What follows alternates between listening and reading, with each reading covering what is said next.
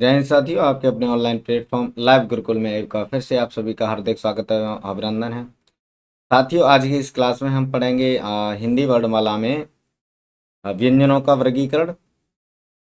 जो आज वे वर्गीकरण पढ़ने वाले हैं उसमें हम पढ़ेंगे उच्चारण प्रयत्न के आधार पर व्यंजनों का वर्गीकरण। क्योंकि इससे पहले वाला जो वर्गीकरण है, इससे पहले हम जो है पिछली क्लास में उच्चारण स्थल के आधार पर व्यंजनों का वर्गीकरण पढ़ चुके हैं। हमने व्यंजनों के जो वर्गीकरण किस किस आधार पर होंगे ये भी पढ़ा था। इसके अलावा हमने जो हमारे मुखांग हैं उनके बारे में भी पढ़ा था। व्यंजन की परिभाषा भी हमने पढ़ ली थी। तो इस जो आज का ये जो क्लास है, आज के इस क्लास में हम पढ़ने वाले हैं उच्चारण प्रयत्न के आधार पर व्यंजनों का वर्गीकरण। उच्चारण प्रयत्न के आधार पर व्यंजनों का वर्गीकरण। तो सभी साथ बने रहिएगा सभी साथी, और अपना कॉपी पेन निकाल लीजिए, साथ ही साथ लिखते चलिए। किसी को ये नहीं है कि बाद में लिख लेंगे, साथ ही साथ लिखते चलिए। अगर नहीं लिख पा रहे हैं, कॉपी पेन नहीं है, तो आप स्क्रीनशॉट भी इसका ले सकते हैं, इसको रख लेना। लेकिन लिख लोगे तो वो ज़्यादा बेटर रहेगा, ठीक है। तो आज आज की इस क्लास में हम शुरुआत करेंगे उच्चारण प्रयत्न के आधार पर व्यंजनों का वर्गीकरण। किनका? व्यंजनों का वर्गीकरण, ठीक है। व्यंजनों का वर्गीकरण यानी व्यंजन कितने प्रकार के होते हैं, किस आधार पर? उच्चारण प्रयत्न के आधार पर। तो उच्चारण प्रयत्न क्या है? उच्चारण प्रयत्न के आधार पर व्यंजनों का वर्गीकरण पढ़ रहे हैं, तो हमें ये पता होना चाहिए कि ये जो उच्चारण प्रयत्न है ये क्या है। तो जो उच्चारण प्रयत्न है इसका मतलब ये है कि जब हम किसी वर्ड को या किसी ध्वनि को उच्चारित करते हैं, जब हम किसी वर्ड या किसी ध्वनि को जब हम उच्चारित करते हैं, तो उच्चारित करते समय जो हमारे मुखांग हैं, जैसे कंठ, तालु, मूर्धा, दंत, ओष्ठ आदि, ये जो मुखांग हैं, अगर ये कोई प्रयास कर रहे हैं उनके उच्चारण करने में, उनके उच्चारित होने में अगर इनका कोई प्रयास हो रहा है, तो उस प्रयास को ही हम क्या कह रहे हैं? हम यहाँ उच्चारण प्रयत्न कह रहे हैं। क्योंकि प्रयास का मतलब ही क्या है? प्रयत्न है। तो यहाँ उच्चारण प्रयत्न का मतलब हो जाएगा कि वर्ण या ध्वनि को उच्चारित करते समय, उच्चारित करते समय, उच्चारित करते समय मुखांगों, किसके द्वारा? मुखांगों, मुखांगों के द्वारा किया गया प्रयास, किया गया प्रयास ही क्या है? उच्चारण प्रयत्न है, ठीक है। उच्चारण प्रयत्न है, लिख लेना आप इसको। उच्चारण प्रयत्न क्या है समझ लेना, लिख भी लेना, ठीक है। उच्चारण प्रयत्न है वर्ण या ध्वनि को उच्चारित करते समय मुखांगों के द्वारा किया गया प्रयास ही क्या है? हमारा उच्चारण प्रयत्न है, ठीक। अब ये उच्चारण प्रयत्न होता कितने प्रकार का है? तो ये उच्चारण प्रयत्न है ये दो प्रकार का होता है। एक होता है तुम्हारा बाह्य, एक कौन सा होता है? बाह्य। और एक होता है आभ्यंतर। अब ये बाह्य आभ्यंतर क्या होता है? अब बाह्य का मतलब ये क्या समझ रहे हो आप? बाह्य का मतलब ये नहीं है कि मुख के बाहर के अंग काम करेंगे या मुख के बाहर ये काम होगा, या अभ्यंतर का मतलब अंदर का होगा। यहाँ उच्चारण प्रयत्न बाह्य और अभ्यंतर का मतलब शरीर के बाहर की कोई बात नहीं है। इसका मतलब मैं आपको समझा देता हूँ, समझ लीजिएगा। पहले इसको मैं यहाँ से हटा देता हूँ, उसके बाद आप इसको भी लिख लेना, इसको भी मैं आपको लिखा दूंगा, ठीक है। अब यहाँ देखो, उच्चारण प्रयत्न बाह्य, क्या बाह्य का मतलब क्या है?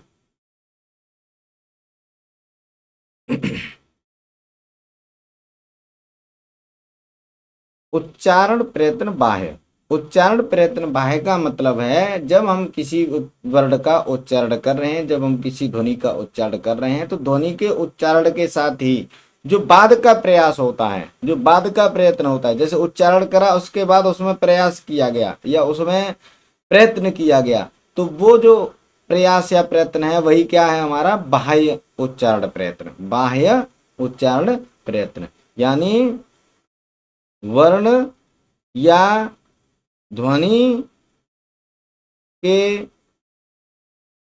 उच्चारण के साथ बाद का प्रयत्न, बाद का प्रयत्न, यानी प्रयत्न, इसको सही से लिख लेना,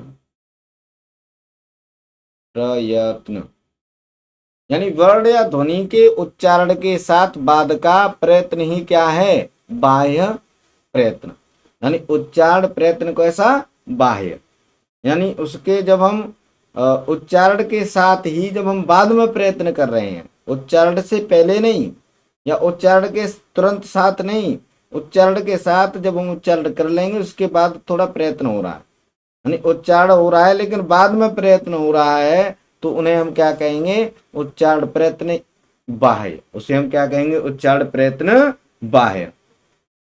अब ये उच्चारण प्रयत्न आभ्यंतर क्या है, उच्चारण प्रयत्न आभ्यंतर ये है कि उच्चारण जब हम वर्ण या ध्वनि का उच्चारण कर रहे हैं तो उच्चारण करने से पहले, उच्चारण करने से पहले आरंभ में जब हम उच्चारण करना शुरू करें तब, एक तो होता है शुरू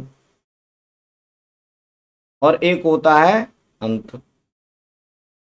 तो जब हम उच्चारण वर्ण या ध्वनि का उच्चारण करने के बाद उसका जब अंत हो रहा है तो बाद का, अंत का मतलब, बाद का मतलब अंत में, यानी जब हम उच्चारण कर लिए, उच्चारण हो गया तो उच्चारण के अंत में, उच्चारण के अंत में प्रयत्न बाह्य प्रयत्न हो गया, और उच्चारण के आरंभ में, उच्चारण के आरंभ में आभ्यंतर हो गया।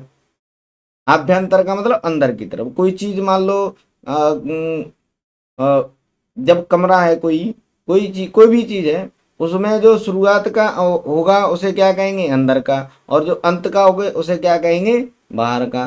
तो यहाँ जो उच्चारण प्रयत्न आभ्यंतर है, इसका मतलब है जब हम वर्ण का उच्चारण कर रहे हैं, जब हम ध्वनि का उच्चारण कर रहे हैं, तो उस उच्चारण के आरंभ में, उच्चारण के आरंभ में जो प्रयत्न किया जा रहा है वो आभ्यंतर है, और उच्चारण के अंत में, उच्चारण के अंत में जो प्रयत्न किया जा रहा है, जो बाद में प्रयत्न किया जा रहा है वो क्या है, उच्चारण प्रयत्न बाह्य है। तो ये जो उच्चारण प्रयत्न आभ्यंतर और उच्चारण प्रयत्न बाह्य आप लोगों की समझ में आ गया होगा। अगर नहीं आया है तो इस जो है हमारी वीडियो, इसको आप थोड़ा सा बैक कर लेना और फिर दोबारा से देख लेना एक बार, ठीक है, समझ में आ जाएगा। ये चीज जो उच्चारण प्रयत्न आभ्यंतर है इसे आप लिख लीजिए, क्या है, वर्ण या ध्वनि के उच्चारण के आरंभ में किया गया प्रयत्न, ठीक है। ध्वनि या वर्ण है उसके उच्चारण के आरंभ में जो प्रयत्न किया जा रहा है मुखांगों द्वारा वो आभ्यंतर है, और जो बाद में प्रयत्न किया जा रहा है वो बाह्य है, ठीक है। अब इस बाह्य आधार पर भी हम इसको अलग अलग भागों में बांट देते हैं वर्णों को। तो वो आधार क्या हो जाता है, एक होता है नाद या गूंज के आधार पर, नाद या गूंज के आधार पर, और एक जो हो जाता है हमारा हो जाता है सांस के आधार पर, सांस या इसे हम वायु कहते हैं, वायु कह लो, या फिर कह लो प्राण, प्राण भी कहते हैं, प्राण वायु, ठीक है। तो सांस को हम वायु, प्राण, प्राण वायु या हवा कुछ भी कह सकते हैं। इस आधार पर भी हम स्वरों इन व्यंजनों का वर्गीकरण करते हैं। इसके अलावा नाद या गूंज, नाद, नाद को हम गूंज भी कहते हैं, गूंज, या इसको हम झंकार भी कहते हैं, झंकार, या फिर इसको हम कंपन भी कहते हैं। नाद, गूंज, झंकार या कंपन के आधार पर भी हम इनका वर्गीकरण करते हैं। तो नाद, गूंज या झंकार के आधार पर जो हमारे व्यंजन है वो दो प्रकार के होते हैं। कौन कौन से होते हैं, एक होते हैं हमारे सघोष, एक कौन से होते हैं हमारे सघोष होते हैं, और एक होते हैं हमारे अघोष, ठीक है। एक तो है सघोष और एक है अघोष। और सांस या वायु या प्राण वायु के आधार पर कितने प्रकार के हैं, ये भी दो प्रकार के हैं। कौन कौन से हैं, एक है अल्प प्राण और एक है महाप्राण, एक है तुम्हारे अल्प प्राण और एक है महाप्राण। अगर हम उच्चारण प्रयत्न के आधार पर, अब उच्चारण प्रयत्न आभ्यंतर, आभ्यंतर के आधार पर अगर हम देखें तो ये 8 प्रकार के होते हैं। कितने प्रकार के? 8 प्रकार के। कौन कौन से होंगे? एक होगा स्पर्शी, एक होगा स्पर्श संघर्षी, एक होंगे अंतस्थ, एक होंगे अर्धस्वर, एक होंगे लुंठित व्यंजन, एक होंगे पार्श्विक व्यंजन, और एक होंगे ऊष्म ईसत या स्पृष्ट व्यंजन। ऊष्म ईसत या स्पृष्ट व्यंजन।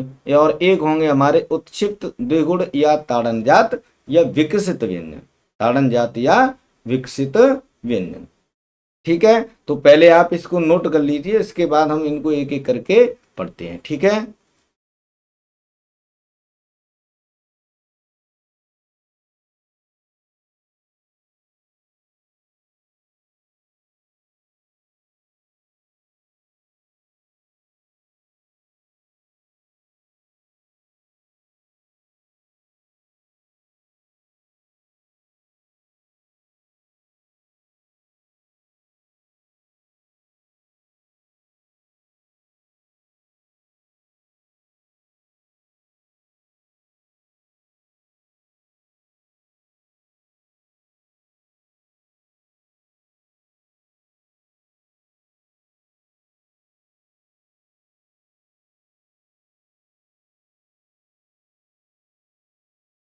मुझे लगता है आप सभी ने इसको नोट कर लिया होगा। अगर नोट नहीं करा है तो कर लीजिए। ठीक है, फिर आगे चलते हैं। स्क्रीनशॉट ले लेना, उसके बाद कर लेना। चलो कर लो।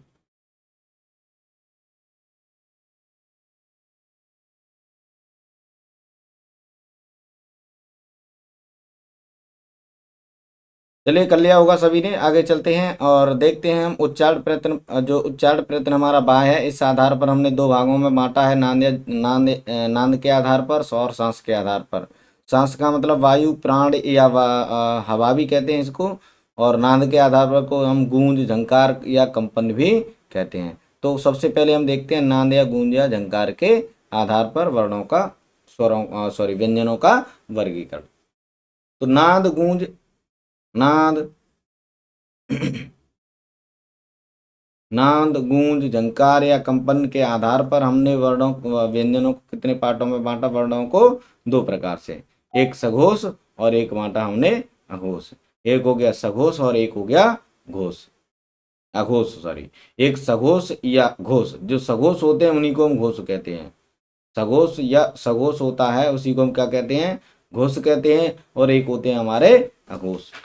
ठीक है, तो हमने इनको दो पार्टों में बांटा है, एक सघोष या घोष और एक अघोष। ठीक, तो देखते हैं सघोष क्या है। सघोष का मतलब क्या है? तो एक सेकंड।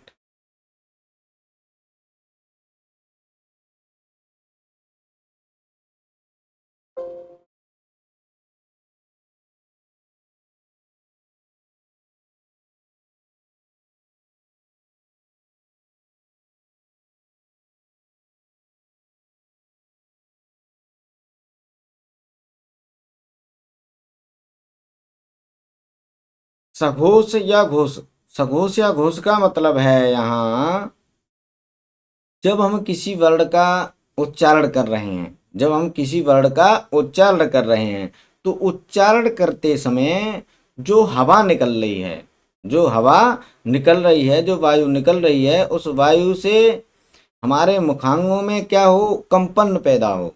जो हमारे स्वर तंत्र है, जो हमारा स्वर तंत्र है, स्वर तंत्र में क्या हो? कंपन पैदा हो, झंकार पैदा हो या गूंज पैदा हो, तो उसे हम क्या कहेंगे? सघोष।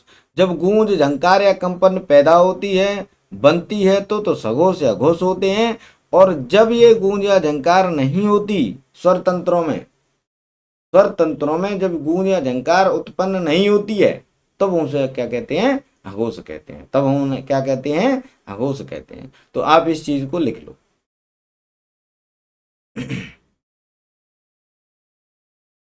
सघोष क्या है? सघोष लिख लो। सघोष वे वर्ण हैं, सघोष वे वर्ण हैं या वे ध्वनि है जिनके उच्चारण में, लिख लेना, ऐसे लिख लो चलो, यानी सघोष या घोष, सघोष या घोष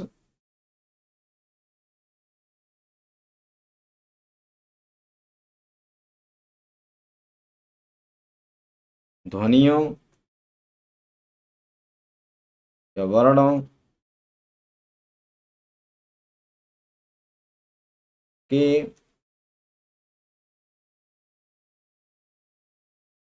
उच्चारण में के उच्चारण में स्वर तंत्रियों में कंपन होता है। क्या होता है? कंपन होता है। जब हम सघोष या घोष ध्वनियों का या वर्णों का उच्चारण करते हैं तो उच्चारण करते समय हमारी जो स्वर तंत्रियां हैं, इन स्वर तंत्रियों में क्या होता है? कंपन पैदा होता है। कंपन या गूंज कह लो या झंकार कह लो, कुछ भी कह सकते हैं, नाद कह लो। तो ये चीजें पैदा होती हैं कब? जब सघोष वर्णों का हम उच्चारण करते हैं तब। अब ये होते कौन कौन सी हैं सघोष ध्वनियां? सघोष ध्वनियों में हम प्रत्येक वर्ग का तीसरा, चौथा, पांचवा वर्ण, तीसरा चौथा और पांचवा वर्ण, ये हमारे प्रत्येक वर्ग के वर्ग कौन से? जो वर्ग हमने पढ़े थे वहां पर के हमारे पास जो स्पर्शी व्यंजन होते हैं, वो स्पर्शी व्यंजन कितने पार्टों में कितने वर्गों में बटे हैं? 5 वर्ग। 5 वर्ग कौन कौन से थे? क, च, ट, त, प, कचट तप। ये कचट तप, ये 5 वर्गों में बटे हुए। तो इसमें से जो टतप, सॉरी, कचट तप, इनमें से जैसे क वर्ग है तो क वर्ग के कितने वर्ण होते हैं क वर्ग में? क, ख, ग, घ और न। तो इनमें ये जो 2 वर्ण हैं इनको छोड़ करके तीसरा, चौथा और पांचवा ये कौन से होंगे? सघोष या घोष होंगे। ठीक है। तो प्रत्येक वर्ग का तीसरा, चौथा और पांचवा वर्ण। इसके अलावा इसमें आ जाते हैं तुम्हारे जो उत्क्षिप्त व्यंजन होते हैं वो, यानी इसके अलावा हमारे इसमें आ जाएंगे ये ड और ढ, ये वाले जिनमें नीचे बिंदी है, नुक्ता लगा होता है। इसके अलावा इसमें आ जाते हैं तुम्हारे अंतस्थ व्यंजन। अंतस्थ व्यंजन, अंतस्थ व्यंजन कौन से होते हैं? बताए होंगे मैंने तुम्हें। अंतस्थ व्यंजन कौन से होते हैं? य, र, ल, व। अंतस्थ व्यंजन कौन से हैं तुम्हारे? य, र, ल और व। य, र, ल, व, ये चारों के चारों इसमें आ जाएंगे। किसमें? सघोष या घोष में। इनके अलावा तुम्हारे जो अयोगवा हैं, यानी अनुस्वार, ये तुम्हारे अयोगवा हैं, यानी अनुस्वार और तुम्हारी विसर्ग, ये दोनों इसमें आ जाएंगे। अनुस्वार और विसर्ग भी इसमें आएंगे। यानी प्रत्येक वर्ग का तीसरा, चौथा और पांचवा वर्ण आएगा। ड और ढ, ये जो उत्क्षिप्त व्यंजन है ये आएंगे। अंतस्थ व्यंजन य, र, ल, व ये आएंगे। इसके अलावा तुम्हारी अनुस्वार और विसर्ग दोनों आएंगे। इसके अलावा जितने भी हमारे पास स्वर हैं, सभी स्वर सभी स्वर सभी स्वर भी क्या होते हैं? सघोष या घोष होते हैं। ठीक है। तो इस प्रकार से हमारे पास ये जो टोटल सघोष वर्णों की संख्या हो जाती है, टोटल सघोष वर्ण की बात कर रहा हूं ना, व्यंजन की ना उसकी। व्यंजन तो हमारे पास हो गए, देखो 5, ये तीन 5 वर्गों में हो जाएंगे 15, और 15 और 2 17, 17 और 4 21। ठीक है। यानी ये हमारे पास तीसरा, चौथा, पांचवा वर्ण, उसके अलावा ड और ढ, और उसके अलावा जो हमारे पास अंतस्थ व्यंजन है वो, और इसके अलावा एक वर्ण और आता है जो जिसे हम कहते हैं ह।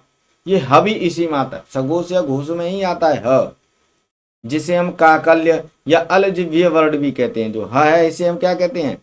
ह को हम काकल्य भी कहते हैं, काकल्य, या इसको हम अलजिह्वीय, अलजिह्वीय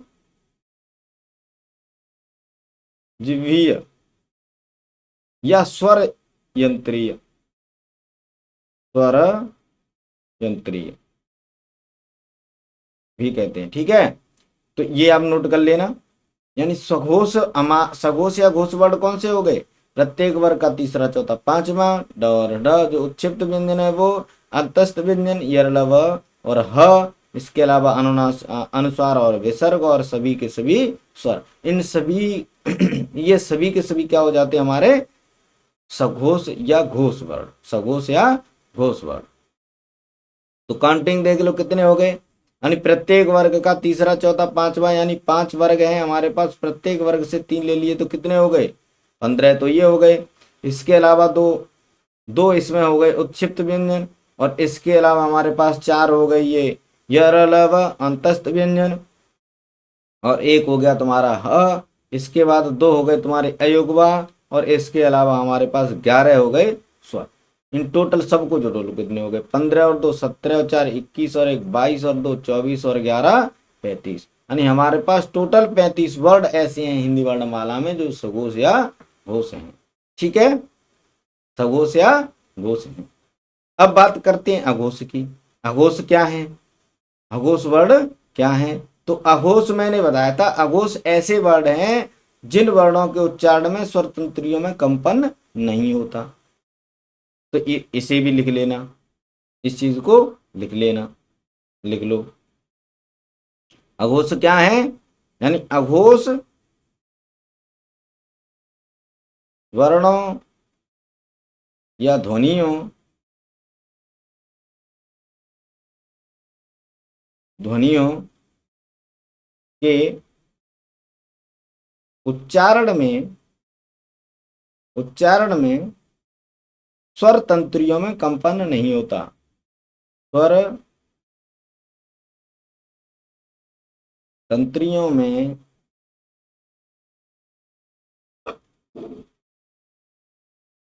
स्वर तंत्रियों में कंपन नहीं होता, ठीक है। कंपन नहीं होता, यानी अघोष वर्ण या ध्वनियों के उच्चारण में स्वर तंत्रियों में कंपन नहीं होता है, ठीक है। स्वर तंत्रियों में कंपन नहीं होता है, जबकि जो घोष या सघोष हैं उनमें कंपन होता है। अच्छा, यहाँ इस चीज में कंफ्यूज नहीं हो जाना कि जो सघोष है वो घोष है या अघोष है, ये कंफ्यूज नहीं होना है।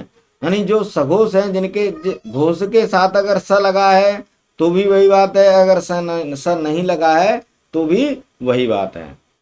तो जो अघोष वर्ड है वो वर्ड कौन से हैं हमारे? ये ऐसे वर्ड हैं जिनके उच्चारण में स्वर तंत्रियों में कंपन नहीं होता है, ठीक है। अब कौन कौन से होंगे ये? तो ये जो प्रत्येक वर्ग है हमारे पास, जो वर्ग है हमारे पास 5 जो स्पर्शी व्यंजनों के, तो उनमें प्रत्येक वर्ग का तीसरा चौथा और पांचवा वर्ड तो हो गया हमारा घोष। इसके अलावा बचा प्रत्येक वर्ग का प्रत्येक वर्ग का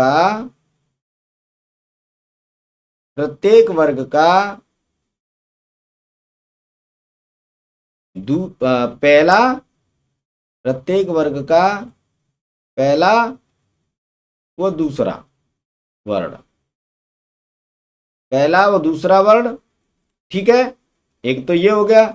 इसके अलावा हमारे पास जो ऊष्म वर्ड आते हैं, सीटी वाला स, ये पेट चिर वाला स, और सड़क वाला स, ठीक है। यानी ये स और स, ये तीनों भी किस में आएंगे? हमारे अघोष में आएंगे। ये तीनों हमारे अघोष में आएंगे, ठीक है। तो मुझे लगता है यहां तक आप सभी की समझ में आ गया होगा, सभी आप इसको नोट कर सकते हैं।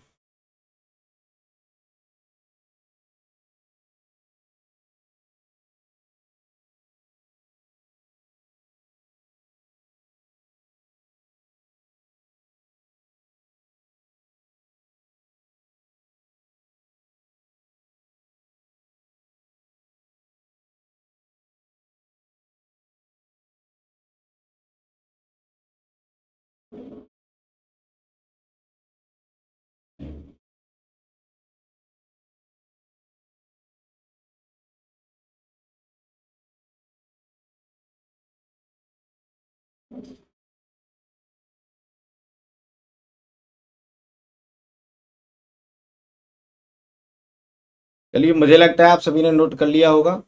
आगे चलते हैं। आगे जो हमारा वर्गीकरण है इन वर्णों का, वो है सांस या प्राणत्व के आधार पर। सांस या प्राणत्व के आधार पर। सांस या प्राणत्व के आधार पर। सांस या प्राणत्व का मतलब क्या है यहाँ? सांस या प्राण का मतलब क्या है?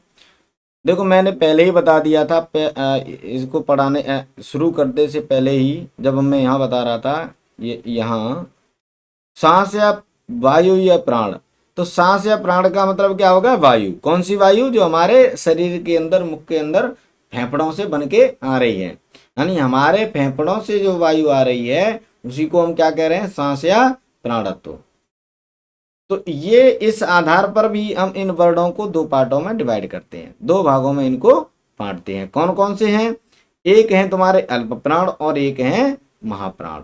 तो ये जो है सांस प्राणत्व के आधार पर का मतलब है, जब हम वर्णों का उच्चारण कर रहे हैं तो वर्णों के उच्चारण में हमारे फेफड़ों से वायु कितनी निकल रही है, यानी किन वर्णों के उच्चारण में कितनी वायु निकल रही है। ठीक है, कितनी प्राण तत्व जो हमारा है वायु, वो कितना निकल रहा है, हमारी सांस से कितनी निकल रही है, कितनी हवा निकल रही है हमारे वर्णों का उच्चारण करते समय। ठीक है, तो इस आधार पर हम इनको कितने भागों में बांटा है? दो में। एक है अल्प प्राण और एक है महाप्राण। जहां ये जो अल्प प्राण है इसमें एक शब्द है अल्प। अल्प का मतलब क्या है? कम। अल्प का मतलब क्या हो गया? कम। यानी ऐसे वर्ण जिनके उच्चारण में जो वायु है, जो प्राण वायु है, वो कैसी निकल रही है? अल्प का मतलब कम मात्रा में। कम मात्रा में, यानी वायु अगर कम मात्रा में निकले तो वो क्या है? अल्प प्राण। अगर वायु महा का मतलब क्या हो जाएगा यहाँ? अधिक। अगर वायु अधिक मात्रा में निकल रही है, कितनी? अधिक मात्रा में। अगर वायु अधिक मात्रा में निकल रही है तो वहां हो जाएगा महाप्राण, और अगर वायु कम मात्रा में निकल रही है तो वो हो जाएगा अल्प प्राण। तो इसको आप नोट कर सकते हैं अपने आप से कि अल्प प्राण वे वर्ण हैं जिनके उच्चारण में मुख से वायु जो है कम निकलती है, कम मात्रा में निकलती है, कम से कम मात्रा में निकलती है, वो अल्प प्राण हो जाएंगे। और जिनके उच्चारण में वायु अधिक से अधिक निकल रही है तो वो हो जाएंगे महाप्राण। अगर आप चाहें तो नोट कर लें, मैं नोट करा देता हूँ। चलो ठीक है, नोट कर लो आप, मैं बता देता हूँ, लिखा देता हूँ, लिख लो। अल्प प्राण का मतलब क्या हो गया? यानी अल्प प्राण, अल्प प्राण वर्णों के उच्चारण में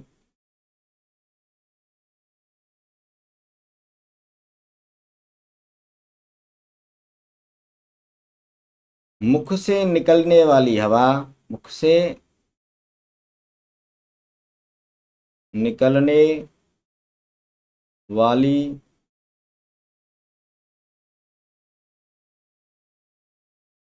हवा कम मात्रा में होती है। ठीक है, कम मात्रा में होती है। यानी अल्प प्राण जो वर्ण है इनके उच्चारण में मुख से निकलने वाली जो हवा है वो कैसी है? कम है।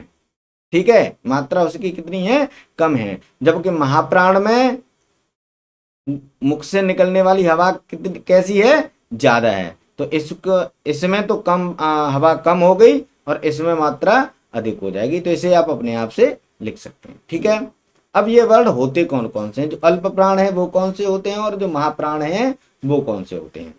ठीक है, तो इसे मैं लिखा रहा हूं, इससे पहले आप इसको नोट कर लीजिए।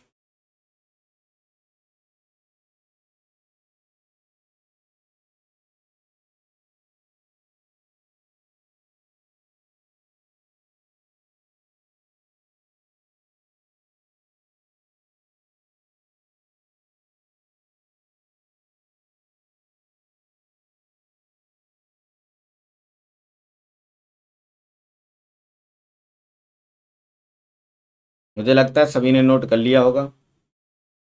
कर लिया है ना? चलिए ठीक है, चलते हैं। तो जो अल्प प्राण वर्ड हैं वो कौन से हैं? अल्प प्राण का मतलब हो गया इसमें कम मात्रा वाले। अब कम मात्रा वाले कौन कौन से हैं?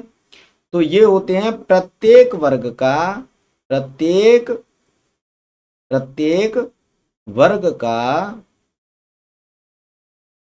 पहला, तीसरा और पांचवा। विषम संख्या में लेंगे, पहला, तीसरा और पांचवा। दूसरा, एक के बाद दो छोड़ दिया, तीन ले लिया, चार छोड़ दिया, पांच ले लिया। तो प्रत्येक वर्ग का पहला, तीसरा और पांचवा वर्ण, पहला, तीसरा और पांचवा वर्ण, ये आ गए। ठीक है, इसके अलावा कौन से हो जाएंगे? इसके अलावा जो हमारे पास अंतस्थ व्यंजन है, कौन से? अंतस्थ। अंतस्थ कौन कौन से होते हैं? य, र, ल और व, ये चार हो गए। यानी प्रत्येक वर्ग का पहला, तीसरा, पांचवा अंतस्थ, और इसके अलावा हमारे पास जो अनुस्वार है, जो अनुस्वार है वो, और इसके अलावा हमारे पास सभी स्वर, सभी स्वर, सभी स्वर हमारे अल्प प्राण होते हैं, ध्यान रखना। यानी कोई भी जो है स्वर महाप्राण नहीं है, सभी के सभी स्वर अल्प प्राण हैं। तो हमारे पास टोटल 11 तो स्वर हो गए, एक अनुस्वार हो गया, पांच, तीन, एक, पहला, तीसरा, पांचवा वर्ण का मतलब हो गया, यानी प्रत्येक वर्ग से तीन वर्ण ले रहे हैं हम, प्रत्येक वर्ग से तीन वर्ण, यानी पांच वर्णों में पांच वर्ग जो है हमारे पास, उनमें से प्रत्येक में से तीन लेंगे तो हमारे पास टोटल हमारे पास कितने हो जाएंगे? 15 वर्ड वे हो जाएंगे जो स्पर्शी हैं, उसके अलावा चार हो जाएंगे हमारे पास अंतस्थ। तो टोटल हमारे पास 19 व्यंजन हो जाएंगे। 19 व्यंजन हैं, 11 स्वर हैं, 19 और 11 30, और एक हो गया हमारे पास अनुस्वार। तो टोटल कुल मिलाकर के हमारे पास जो अल्प प्राण वर्ण है उनकी संख्या हो जाएगी 31। यानी हमारे पास 31 अल्प प्राण व्यंजन वर्ण हैं। हिंदी वर्णमाला में 52 में से 31 वर्ड ऐसे हैं जो अल्प प्राण हैं। ठीक है, इसके अलावा महाप्राण में कौन से होंगे? महाप्राण में, तो महाप्राण का मतलब तो मैंने बता दिया, यानी ऐसे वर्ड जिनके उच्चारण में जो है हवा, जो वायु है वो अधिक मात्रा में निकल रही है। जो वायु है वो कैसी निकल रही है? अधिक मात्रा में निकल रही है, वायु अधिक मात्रा में निकल रही है। तो महाप्राण में वायु कितनी निकलती है? अधिक मात्रा में निकलती है। तो इसमें कौन कौन से होते हैं? प्रत्येक वर्ग का पहला, तीसरा, पांचवा इसमें है। तो प्रत्येक वर्ग का दूसरा और चौथा वर्ण, दूसरा और चौथा वर्ण, प्रत्येक वर्ग का दूसरा और चौथा वर्ण। उसके अलावा हमारे पास जो ऊष्म व्यंजन है, ऊष्म व्यंजन, ऊष्म, ऊष्म कौन कौन से होते हैं? स, स, स और ह। ये स, स, स और ह, मुझे लगा दिखेगा नहीं, मैं हटा देता हूं वीडियो। अब दिख रहा है ना? सबको दिखेगा। यानी प्रत्येक वर्ग का दूसरा, चौथा वर्ण। उसके अलावा हमारे पास जो ऊष्म वर्ण है, ऊष्म व्यंजन है, ऊष्म व्यंजन इसमें आएंगे। इसके अलावा हमारे पास एक आएगा विसर्ग, एक आएगा हमारे पास विसर्ग। तो विसर्ग भी इसी में आएगा, तो विसर्ग, ठीक, विसर्ग भी इसी में आएगा। तो महाप्राण कितने हो गए? प्रत्येक वर्ग का दूसरा, चौथा, यानी ये हो गए हमारे पास पांच और दो, यानी पांच दूनी 10। 10 व्यंजन ये हो गए, चार ये हो गए, तो 10 और 4 कितने हो जाएंगे? 14। 10 और 4 कितने हो गए? 14। 14 और एक ये 15, यानी हमारे पास टोटल 15 वर्ण ऐसे हैं जो महाप्राण है। ठीक है, 15 वर्ण महाप्राण हैं, 31 वर्ण हमारे पास अल्प प्राण है। तो मुझे लगता है कि आप सब लोगों की ये समझ में आ गया होगा, सभी लोग इसको नोट कर लीजिएगा। चलिए कर लो नोट, देर मत करना, जल्दी नोट कर लेना, ठीक है।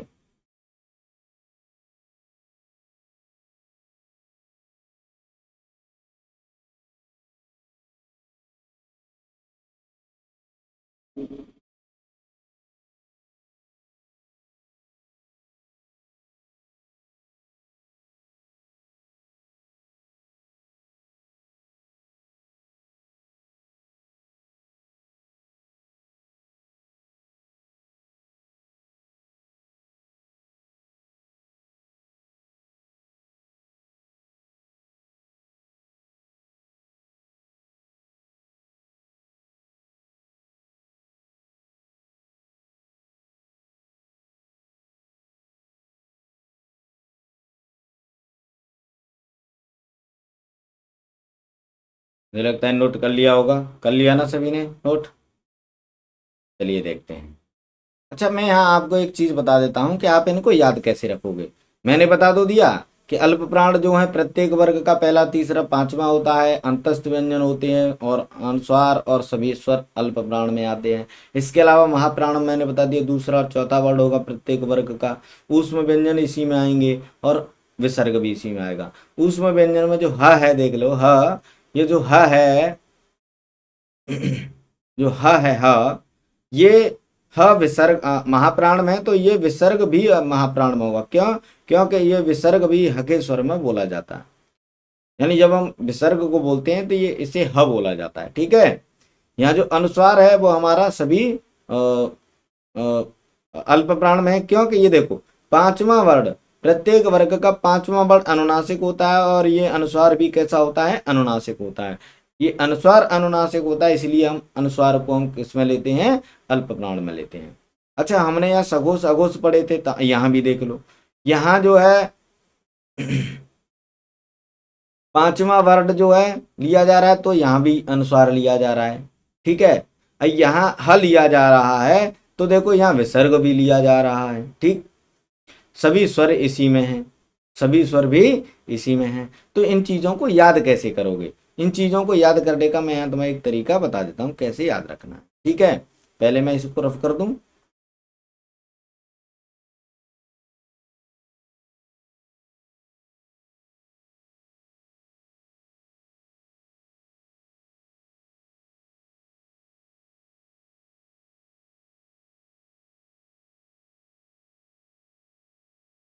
देखो, जैसे कि हमारे पास जो है पांच वर्ग हैं, ये जो स्पर्शी व्यंजन है, जो स्पर्शी व्यंजन है, स्पर्शी व्यंजन, ये हमारे स्पर्शी व्यंजन पांच वर्गों में बटे हुए हैं। कौन कौन से? क, च, त, त, प। और प्रत्येक वर्ग में हमारे पास पांच वर्ण हैं। जैसे पहला, मैं पहले वाले को लेके चल रहा हूँ, उसके बाद ये अपने आप बना लेना। क, ख, ग और घ और ये ङ।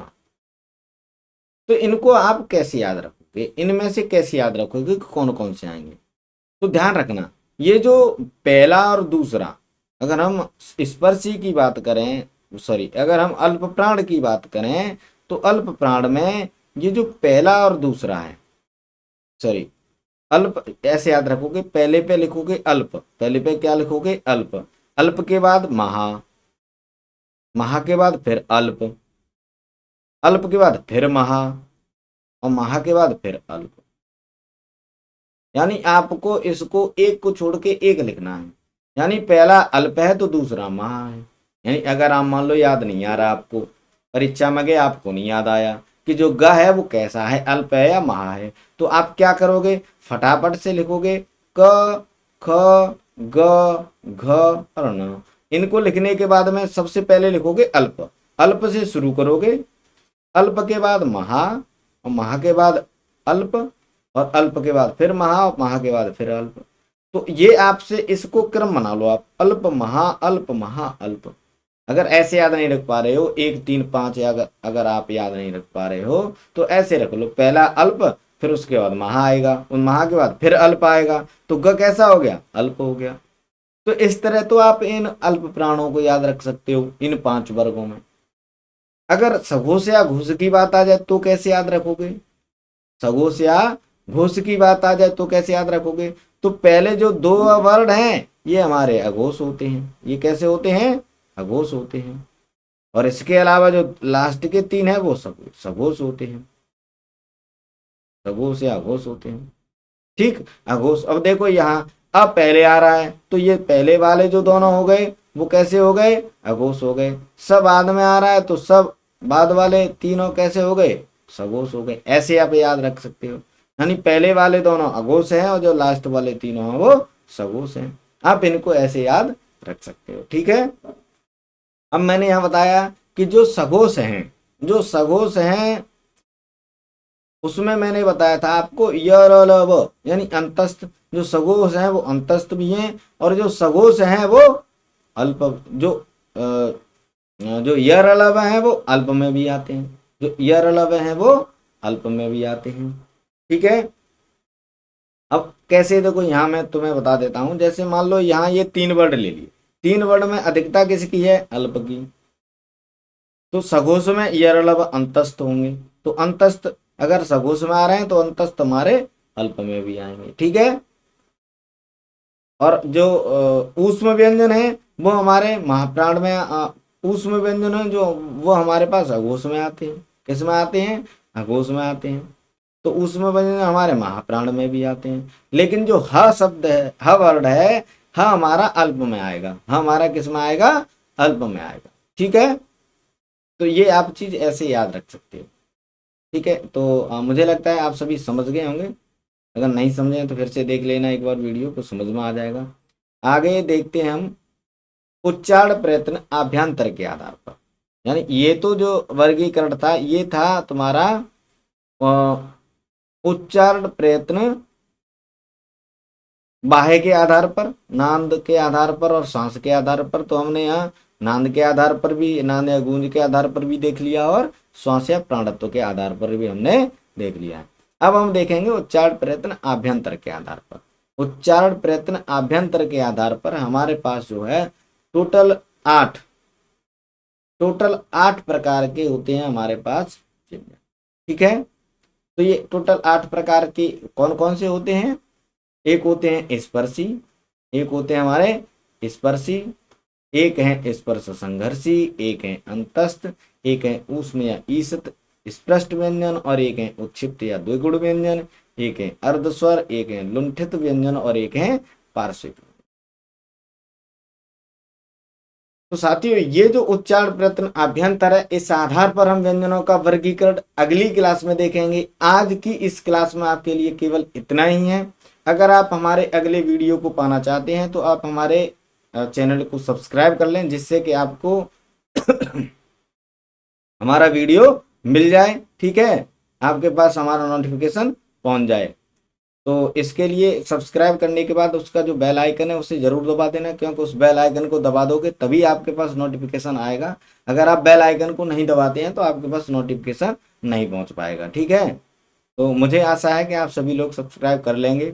अगर वीडियो अच्छा लगता है, क्लास अच्छी लगती है, अगर आपको लगता है कि आपके लिए फ़ायदेमंद है, तो आप इसको दूसरे जो आपके साथी हैं उनके साथ शेयर कर सकते हैं, ठीक है। अगर आपको इसमें कुछ गलत लगता है, समझ में नहीं आया, तो हमें कमेंट करके ज़रूर बता सकते हैं, ठीक है।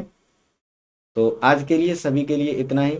सभी लोगों को जय हिंद, जय भारत, वंदे मातरम।